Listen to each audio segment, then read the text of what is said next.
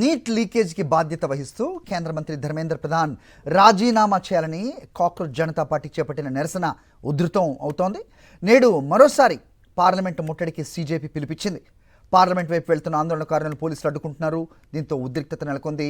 కేంద్ర మంత్రి ధర్మేంద్ర ప్రధాన్ రాజీనామా చేసే వరకు ఈ నిరసన ఆగదని సీజేపీ చెప్తోంది. హాస్పిటల్లో వాంగ్చుక్ నిరాహార దీక్ష కొనసాగుతూనే ఉంది.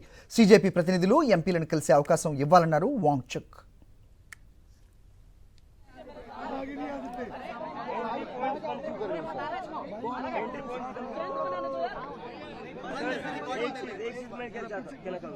कल आप लोगों ने 12-12 साल की बच्चों का सर फोड़ा।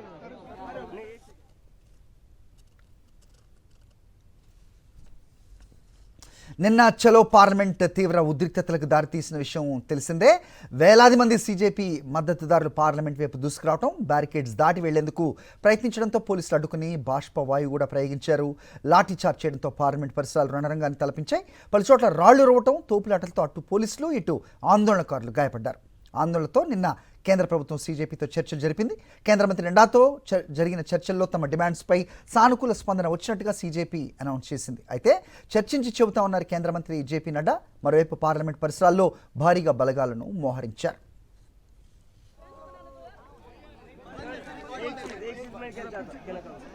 आप लोगों ने 12-12 साल के बच्चों का सर फोड़ा। बात प्रोटेस्ट की मजबूत नहीं है, बात यह है कि क्या इस सरकार में दिल है या नहीं। और ये इकलौता प्रोटेस्ट नहीं जिसके ऊपर इन्होंने इस तरह से ब्रूटैलिटी दिखाई है। इस देश में जितने भी प्रोटेस्ट होते हैं सभी पर ऐसी ही ब्रूटैलिटी दिखाई है। 12-12 साल की बच्चों का सर फोड़ रहे हैं लोग।